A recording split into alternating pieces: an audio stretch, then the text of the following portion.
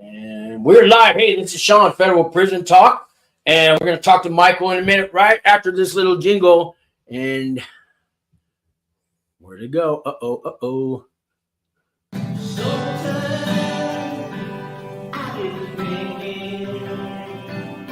Out my life, wonder where did I go wrong?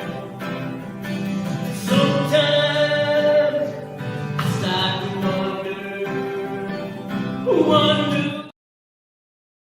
And that's it, guys. Let's see here. This is Michael, and you guys know me. If you don't know me, I got hundreds of videos. You can watch me anytime. It's all about Michael today. He's over at my house. He's got a great job, a great life. And Michael, you want to say hi? And hi, folks. And so, Michael, what he called me. I don't get too many people that want to come on the show. I usually have to twist an arm or two, but he's got a story to tell. And I remember, I know some of it, and he's turned it around. I think I put on there in and out of prison all your life, right? Yeah. And you was destined to be on that revolving door, right? I call was. That the recidivism. Something happened along the way, man. So as you know, I talked to you about it. I'm a 7-time loser out of the state of Arkansas. I've been to prison 7 times in Arkansas, 1 time here in New Mexico. This last stint that I did in New Mexico was kind of an eye opener for me, bro. Like it's crazy because you never know what you got until it's gone, and you know what I mean. Well said, man. So like I had everything going for me. I was working in the oil field. So let me back up first. So I did an interstate compact from Arkansas to New Mexico. And he got some stories to tell you about these Arkansas prisons, man. Yeah, Arkansas prison is pretty rough. So I did the interstate compact from Arkansas. I did 6 years. My last stint in Arkansas, I did the interstate compact. I did the interstate compact to my mom's house. I got out here, and it's like everything fell right into place. I got the job working on the oil rig. Everything was going great. This was in 2020, 2021, the 4th of July, an incident occurred, and I ended up back in prison for pulling a pistol on a guy. And when I did this stint here in New Mexico, my biggest fear that I worried about the most was Arkansas coming back to get me and taking me back to Arkansas. I did not want to go to Arkansas at all to do no more prison time. And I've never been to Arkansas, and I'm still worried about them coming to get me. So, as I did my time here in New Mexico, Arkansas decided that they would not come get me, that I did enough time in New Mexico to satisfy them. So I got out of prison here in November of last year, and everything, I tried to rush everything, because I wanted everything just fall right into place, and it didn't happen like that. You got to give it time. And I hooked up with the Echo Project. I'll give a big shout out to Melissa and all the give a big shout out to Melissa and all the people at the Echo Project. They were very influential in the progress that I've made. And so the Echo Project hooked me up with a program called Wings of Life. And Wings of Life is Wings for Life. Wings for Life. Wings for Life, and it's an awesome program. So what they did was they hooked me up with a company called Universal Water System, and I got that job there, and everything has been okay, man. Like I've been doing it, and you have to put in the work. If you don't put in the work, you're not going to get anything. You get what you give. So if you give 100%, you're going to get 100%. If not, you're going to just fall flat on your face again. So, and I met you on a Monday night, right? Yeah. And I came up to this man after the show, and I said, please come. You got a story to tell. You got something to say, because you're talking about the last few years, but I know way back when you did a charge for something that I don't know if you want to talk about that today. Yeah, anything but I mean, you did a murder charge. Well, Yes, no. Yes and no. But the company, the something I saw in you, like I would try, like I gave him my address to my house, no worries, man. I don't just do that, right? If we have that spidey sense, we come out of prison, we do. You get to do your fucking address. What are you fucking crazy? You know, right? And just something about him, man. I could feel the vibes, man. So, okay, so there was a situation that happened to where this guy got found dead, and I was the last person to be in contact with him. And it was a big deal. Like, they were trying to figure out who killed this guy, what happened, what the situation was. And they took me through the ringer for, I know, a good year and a half. But when it all finally came out, they found out that it wasn't me, you know. Which, in the meantime, who suffered? I did, because I had to do all that time locked up until they got to the bottom of it, because I was their number one suspect. You know, they really thought that I had killed this guy. And this is Arkansas? This is in Arkansas. And this is where Clinton comes from. Yes, sir. Exactly. I don't know if he was a good man over there or what. That's the home of Bill Clinton, Hope, Arkansas. So, yeah, they really thought that I had killed this guy. And with my past criminal history, whatever time they gave me, I was looking at 100%. You think was there race involved? Just get the black man? And, are they like that out there? They are, to a certain extent. It's the South, so you know. Yeah. No, I don't know. I I really don't know. I hear things. Right. But I don't know.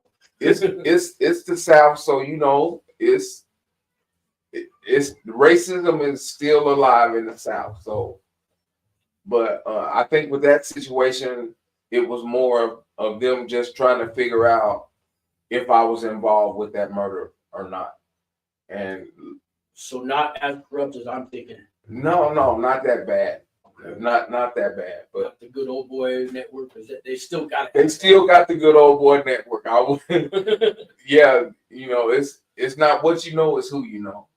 You know, it's one of those type of deals. But I'm just thankful that they got to the bottom of it and found out that I wasn't involved in that. Because I was looking at this world needs you now, man.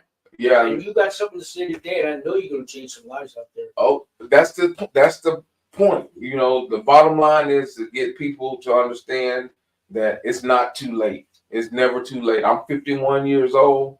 It took me damn near all my life to get it. And let me tell you, I got it. Prison is not the place to be. There's so much going on out here in the world. And, you know.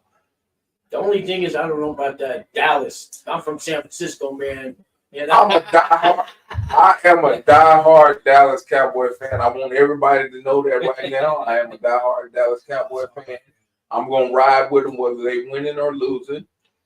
See, you a better man than me because I gave up on the Niners like after Joe Montana. They let me down 10 years. I gave up on them. So I should switch over to Dallas. We got a lot of good players on the team. We just got to get it together. You know, when it's crunch time in the clutch, we need to produce. Yeah, what was that, Joe? How many Dallas driving a police car? All that. What's that one? Yeah. I don't know. And they got rid of Tony Pollard, and I think they should have picked up Derrick Henry, but they didn't. We'll see how this year goes. But like I say, I'm a diehard Dallas fan. That's all right, man.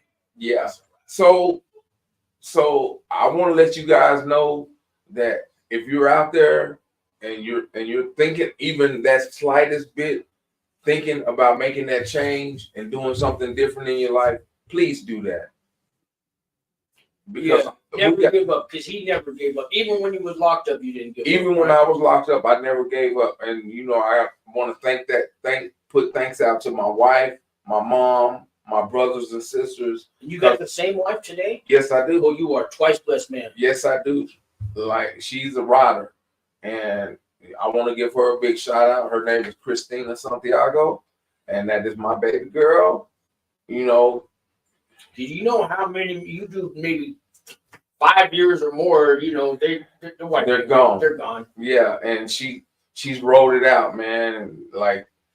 And my support system, my mom, my grandma, my Aunt Shell, like those people were key in me making the changes that I needed to make, because they never gave up. Don't get me wrong, they were hard on me. You know, they were real hard on me. Michael, you need to do this, you need to do that, you need to stop this, you need to stop that. But yeah, we've been hearing that all our lives. But they never gave up on me. Story was, does that count for anything anymore? Maybe not today that you earned it back, but well, how many times did I know I said, I'm sorry, I didn't mean it. And my mom, she would always tell me, like, I've heard that, I've heard you say this, I've heard you say that. If you want me to believe you, let your actions speak. You know. Do you remember what your first action was that you felt proud of? That you finally did the right act. You finally did the right thing. Do you remember what that was? I would say just me coming to the understanding with myself that I was done. You know, you can talk all day, every day, and say you're going to do this, you're going to do that. I'm going to change. I'm going to make this better. I'm going to make that better. But until you actually come to that conscious decision with yourself to make that change, you can't tell people that's been in your corner over and over and over and over again the same stuff. Because like my mom said, I've heard that. If you want me to believe you, show me. So your actions speak a lot louder than any words you can say. You know who I first learned that from? A celly. Yeah. Because they hear your shit. Yeah. Right?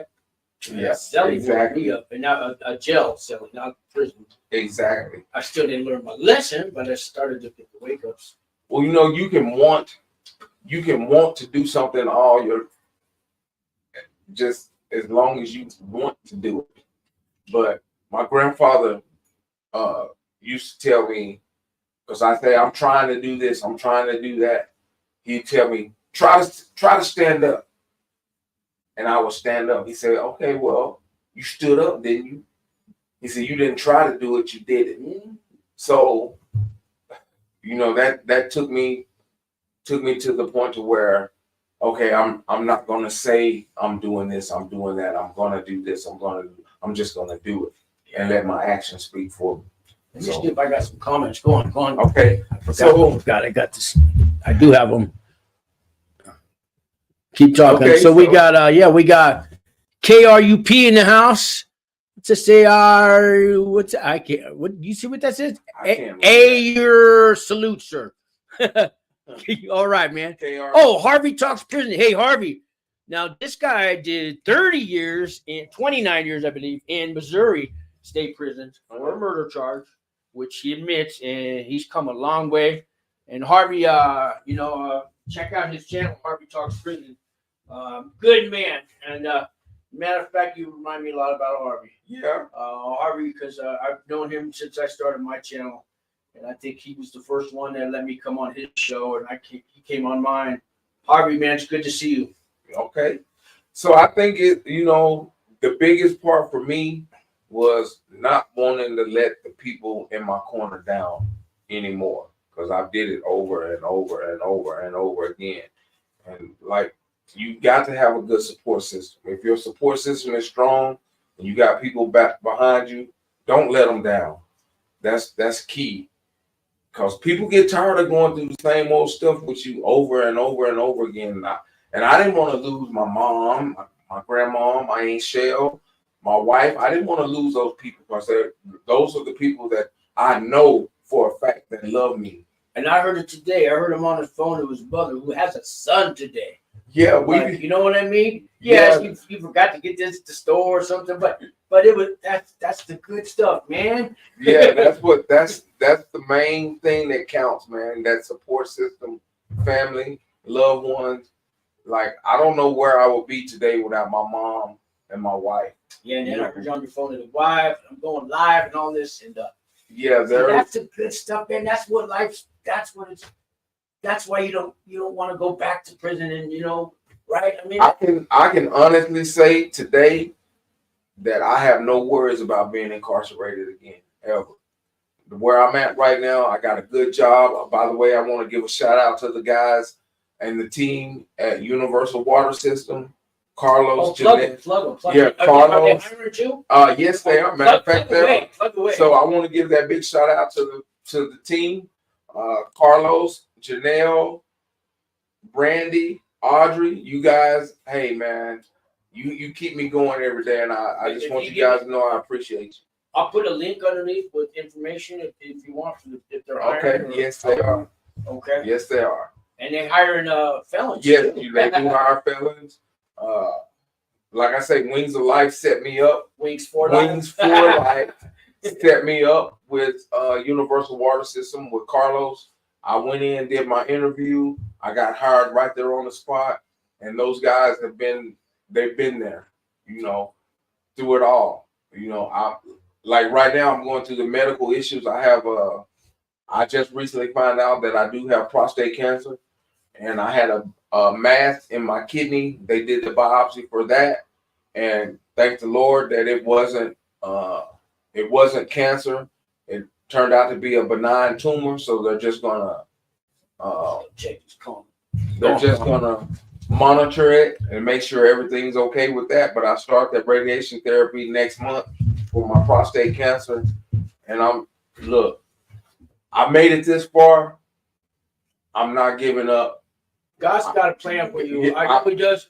He got one for all of us. He can't tell me mine because I'll fuck it up, right? Yeah, and exactly. Probably same with you. Exactly. So there is a purpose, and if like we were talking earlier, you were talking about helping people and not giving up. You can help 100. You can try to help 100 people, and 99 of them you can't reach. But that one, if you can reach that one person, you did your job.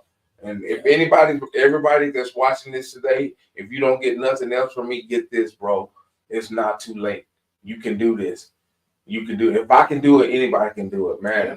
Like I said, I'm a 7-time loser out of the state of Arkansas. I failed 7 times. I'm 1-time loser in the state of New Mexico. That's your strength, though. See, I turn that around. You got through all that, and you still alive with the heart and the good vibes coming out you, and all that. Damn, I want to hire you. And I'm still that's the guy you want to hire, and use that as a strength. Yeah, that's a strength. It's not a weakness.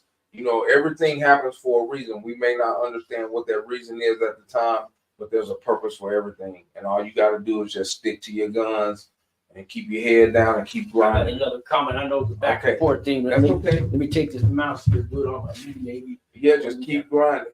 We got what's it say here? Can't read it. You see it? Hard-headed Cowboys fan. Yeah, that's me. Hard-headed Cowboys fan. Turn that a little bit. Yes. Yeah, we got this from Eric Catherine. Yes, Eric. I am a hard-headed Cowboys fan. There's another one. So I get a lot of people on pre-trial to watch this because they going through it, right? Now, if you got a violent charge, you're locked up. You don't get to go home on pre-trial. Exactly. I went through the same thing out there in New Mexico because a gun was involved. And, I do have my criminal history is kind of violent. But although here they're starting to even let them out while they're awaiting trial, right?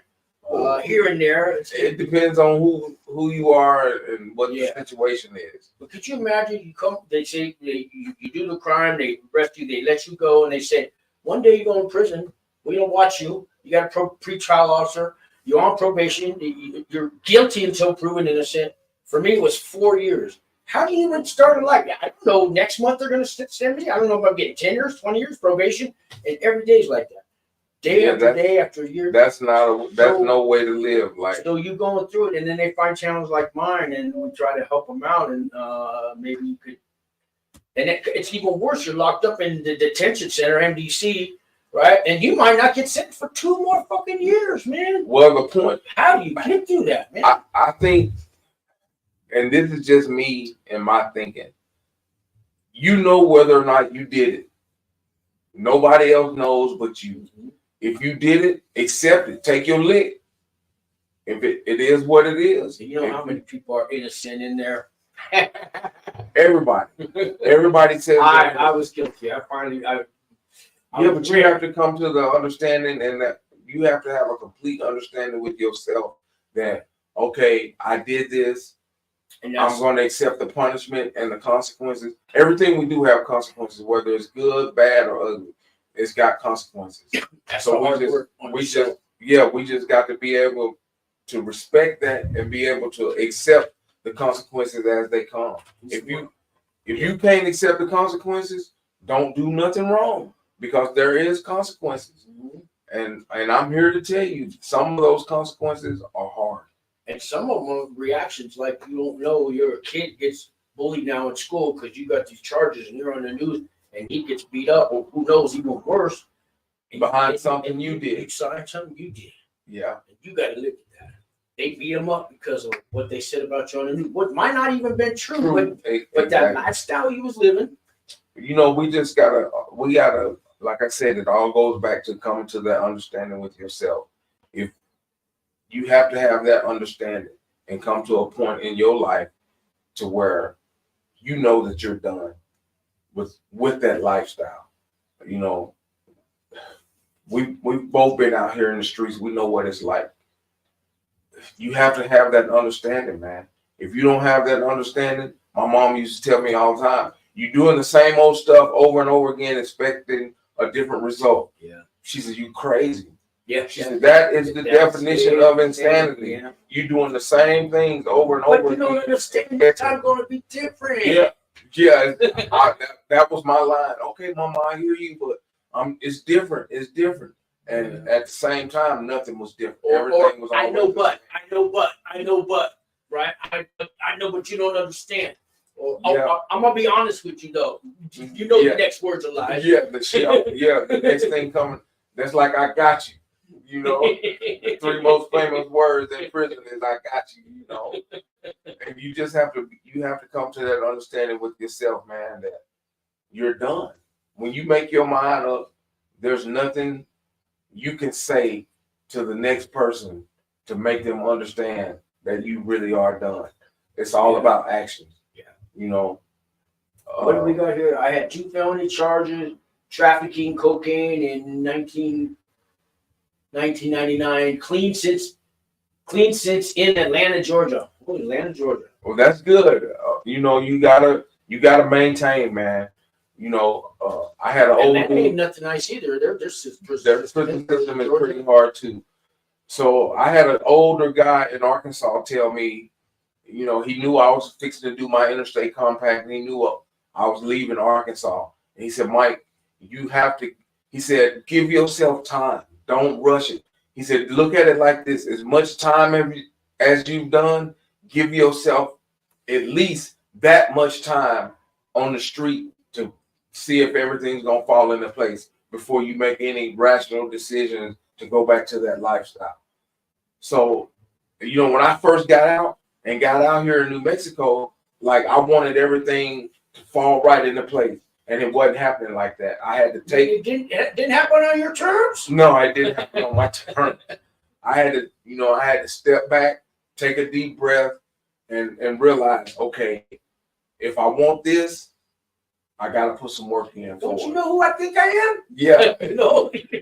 I know I'm throwing out these little cliches. Yeah, but it's the truth. It's the truth. You have to be at a point to where you're willing to put in the work. If you don't put in the work, you're not going to get anything. But like I said earlier, what you put in is what you're going to get back. If you already got the reasons why, well, I got felonies, I got this, you don't understand me, you already failed. You already set yourself up for failure. You know, you can't let the past dictate who you are today. And you know, it took me a long time to figure that out. Like my grandfather would always tell me, he said, Mike, you're the smartest person I know. He said, you know how to do anything. If you don't know how to do it, they show you how to do it one time, you always can get it done. He said, but you always give them the stick to whoop your ass with. And it took me a long time to figure out what he meant. I haven't heard that one, but I understand that. Yeah, it took me a minute to figure out what Papa I'm talking about. He said, you always get that stick.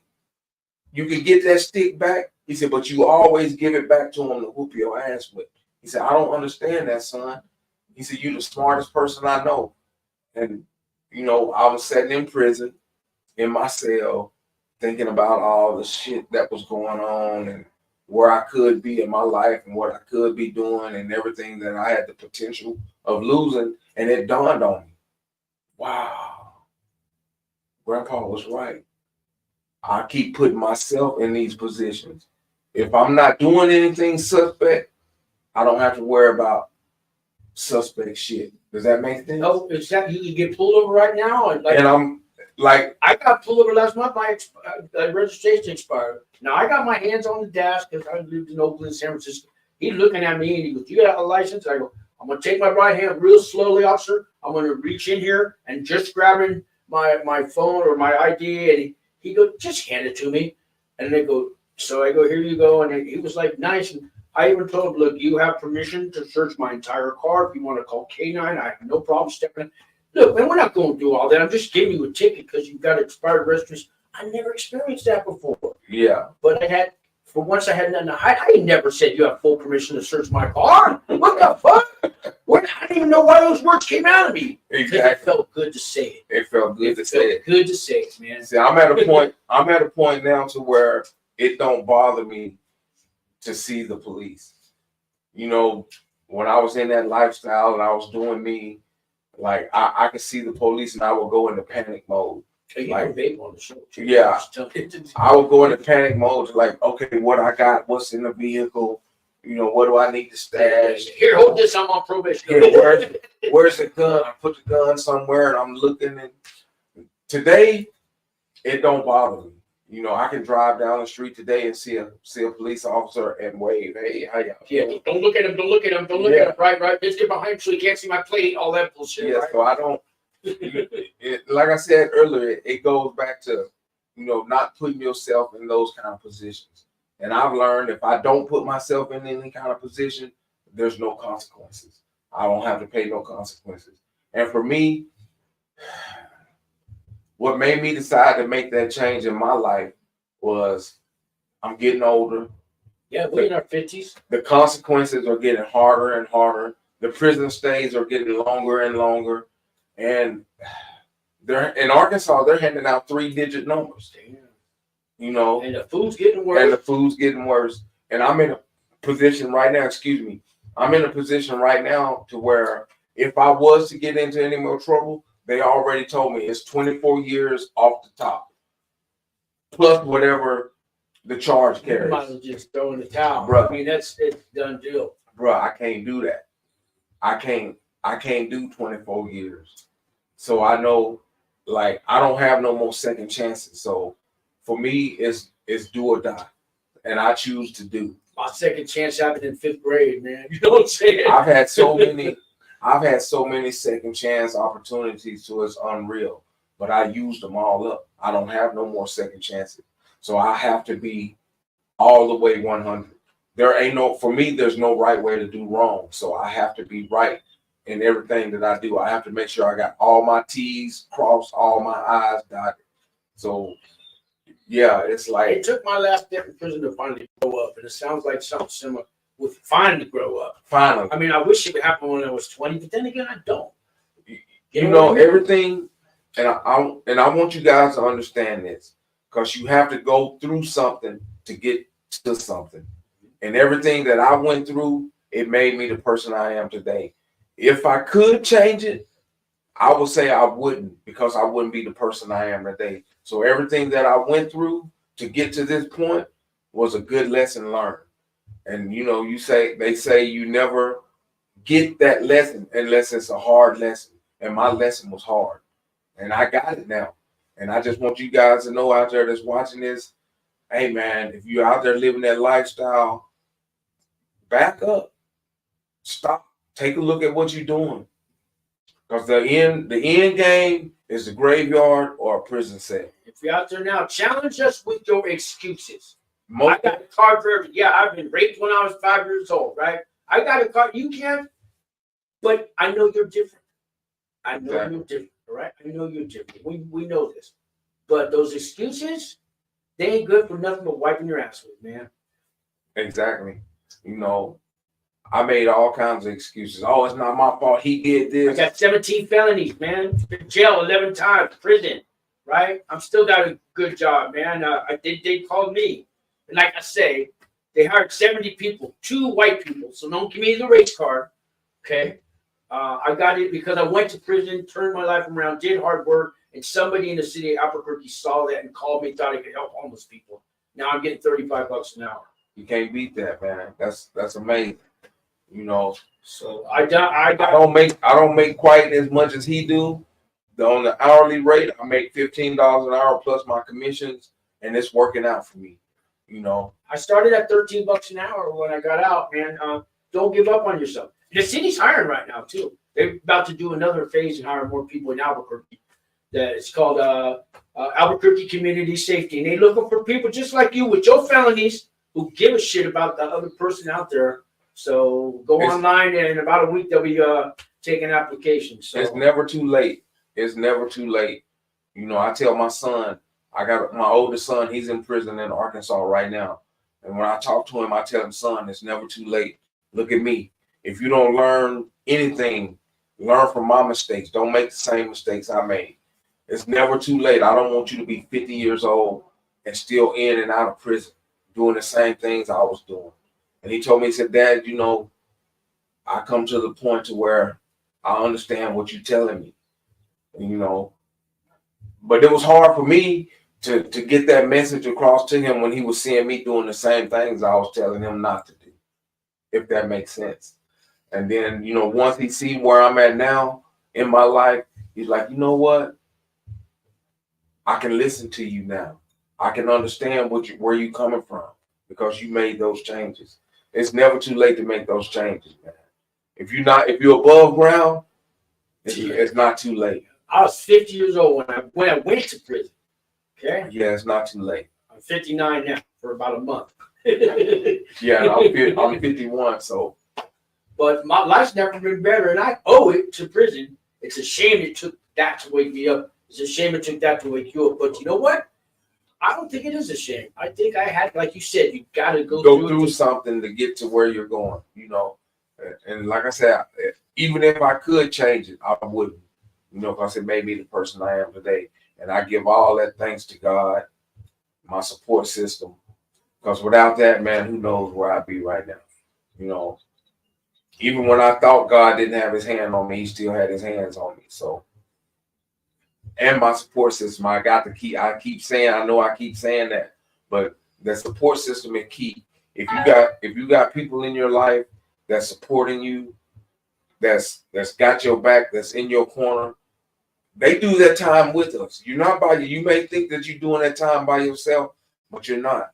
You're not. Everybody in your circle is doing that time with you, bro. That's right. And you gotta take that into consideration. And you did it to them. That's how they're thinking. Yeah. Do you want to left them? You abandoned them. Do you want to keep? That's the way you want to live your life, and now you left me. Yeah. Do you? No, I robbed the bank on a Tuesday. I normally rob banks on Monday. It's only because I went on Tuesday to rob the bank. Yeah. No bullshit. Yeah. Do you want to You know keep what I putting them through the same things over and over and over again? It ain't because you robbed the bank on a Tuesday instead of a Monday. And I'm here to tell you, people, even the ones that love you the most, man, they get tired. They get tired. You get heavy. They carrying you. You get heavy. Because when you're inside that facility, that institution, you can't do nothing for yourself unless you got somebody on the outside making it happen. You got to have somebody putting money on your commissary. You can't go to the commissary and buy hygiene, do anything unless somebody from the outside put that money on your books to make that possible. And people get tired. They get tired of that. Yeah. And trying to run your household from that phone? Yeah. Yeah. That's why didn't you come in? Why didn't you put this on? Why didn't you? Yeah, that don't work. Why did you leave me? That's what they should be saying to you. Yeah, because you can't take a shower and wash your butt or do anything without somebody else making that possible for you from the outside. You know, they got these little jobs in there that pay 10 cents an hour. You know, I got 12 cents an hour. That's nothing. Big man on campus. Yeah, that's nothing. You know, scraping trays, 12 cents an hour. Yeah, life goes on out here. Just because we're incarcerated and we think everything's supposed to be peaches and cream, it's not like that. because life goes on. People still got bills they got to pay. They got mortgage notes they have to make. They got car payments they got to make. They got rent they got to And pay. now you have a collect call from a correctional facility who wants money from you. Yeah, and that don't pan out. You got to weigh it up, put it on the scale. If it don't make money, it don't make sense. That's where I'm at right now. I had to start all over. Oh God. Every time I had to start over. Every time. Everything I accumulated on my stays out, when I went back in, I lost everything. Then when I get back out, you have to start all over again. I remember that. Yeah, I'm sick of starting over. You know how many of these things went to the pawn shops for crack and never came back? Exactly. Jail? Exactly. So now I buy the $59 Amazon one. And that's for 3 years. Damn, imagine that. Imagine that. Imagine that. But you know. You just got to put in the work, man. You know, it is what it is. I'm not going to sugarcoat it or try to dress it up to make it look like something that is not. If you out there living that life and you content with that, hey, you content. But I guarantee you there's going to come a time that something's going to happen to put you in a position to where you have to reflect on what you're doing. And that's what happened to me. I got put in a situation to where I had to reflect. Am I going to be in prison the rest of my life? Or am I going to make the changes necessary to do what I need to do? Well, some people ain't got caught yet, but you still in prison. Yeah. You're still in prison. Still in a prison. And I just come to that clear understanding with myself that I didn't want to be in prison the rest of my life. And I did whatever I had to do to make those changes. And, you know, they always say people, places, and things. I never got that. It never clicked. But if you change the people you hang around, the places you go, it'll change. And your world gets bigger, man. And the things that you do. People, places, and things, those are key. And I don't know if you guys been through all the programs that they offer in while you're incarcerated. I know you heard that people, places, and things over and over again. I'm telling you guys right now, people, places, and things. You want to change your life? Go volunteer at the senior center, at the food bank, right? Go, and you're going to meet some people there that Where I you would live, never crossed paths with before. And you know what it's going to do? It's going to enlighten you that the world is a lot bigger than you thought it was. Exactly. And where I live right now, there's this homeless lady. She lives in her car. And I see this lady day in and day out. And the last couple of days, you know, when we make dinner, we'll make her a plate and take a plate to her. And like, you know, that made me feel good about myself, being able to, you know, I'm in a position to where I can help somebody else. You know, how can you help somebody else if you can't help yourself? You got to have that God consciousness, be in one with your higher power to be able to do stuff like that. You know, because I look at it like how, you know, if I was in her situation, would I want somebody to help me? Of course I would. The fact that somebody cared enough about her to bring her that food, you know what that does? Because I've been a homeless person on the street. Exactly. You don't think nobody even knows you exist, let alone bring you some food and care. Yeah. Tim, you saved her life for that day. Until she feels it again, it's going to happen. And that's why you don't give up on people, man, until they start to believe in themselves, man. Yeah, you got to believe in yourself. Because if you don't believe in yourself, how can you expect somebody else to believe in you? Now, handing them $1, that might fix them for an hour, but you got to stop and listen to them, baby. Yeah. Just take 10 minutes out of your day. Listen to some of them. Let them know that they have a voice. That's because somebody did that to me when I was homeless. And there's no dollar in the world that could do that. Exactly. Is there anything else you got? No, but you know, you made a friend today. I mean, you already did when I met you that first time, but I didn't think it was ever going to take me up on it because it's been a while. Right. But I'm glad you did, man. And I know you made a difference. Somebody might watch this 42 years from now because YouTube's going to own the rights to this, and you might just save somebody that ain't been born yet. Well, that's the end goal. You know, if somebody can sit and watch this and hear what I had to say and it changes them, job well done. And I want to have you back on again, if you will. Okay, most definitely. I have no an outside thing too. Who knows? Then maybe we do go walk down the street and talk to some people. I don't Okay, know. that sounds whatever ideas you come up with. that sounds like a plan. Yeah, I know you got to get back. You got a family that was waiting for you, and you won't be there. I'm gonna be there for once. That one time out of a million. You know, it feels. You know, when you get to the point to where you got people depending on you, and that when you come through, it brightens their day. It feels good, man. Like this morning, I went and paid. I paid the truck payment. I paid the rent, and I got to go pay another bill this afternoon. With that money With that that you made, that earned money, not that fast money, but that money that you actually work for and earn. It does make you feel good. It does, man. It does. You ever buy a candy bar instead of stealing it? It makes you feel good. You know what I mean? I challenge you to buy a candy bar instead of stealing it. And you know what I'm talking about. I challenge you. If that's $1, that's what? You do it. Mm-hmm. All right. I guess we'll end it. Thank you very much, man. Yes, sir. Much. Final words, final messages, anything? Yeah, I just want to give a shout out again to Melissa and the CPAs at the Echo Project, Universal Water, Carlos, Janelle, Tabby, Audrey, Brandy, the whole team at Universal Water. You guys are very influential to where I'm at today, and I want you guys to know that I appreciate that. And I want to give a shout out again to my wife, Christina Santiago, my mom, Doris, and my brothers and sisters, and my support system, and my Aunt Shell, and my grandma Rose. And this video now has a message board. Once we I hit the end stream, there's a message board created. You can check into it all the time, and it'll be a message board. And YouTube owns it. It's okay. And you never know who's going to see it next. It's on Facebook. It's on the Wings for Life channel. It's on the Federal Prison Talk channel. And if you haven't subscribed, you better right now. It doesn't cost no money. Just click the subscribe button. Hit that thumbs up. It helps the algorithms and helps get some more views, and it helps him. I appreciate you having me, man. All right, man. Thank you, man. Yes, sir. All right. Cool, man. And just hang this up here. I think that's good. It's the middle of Saturday.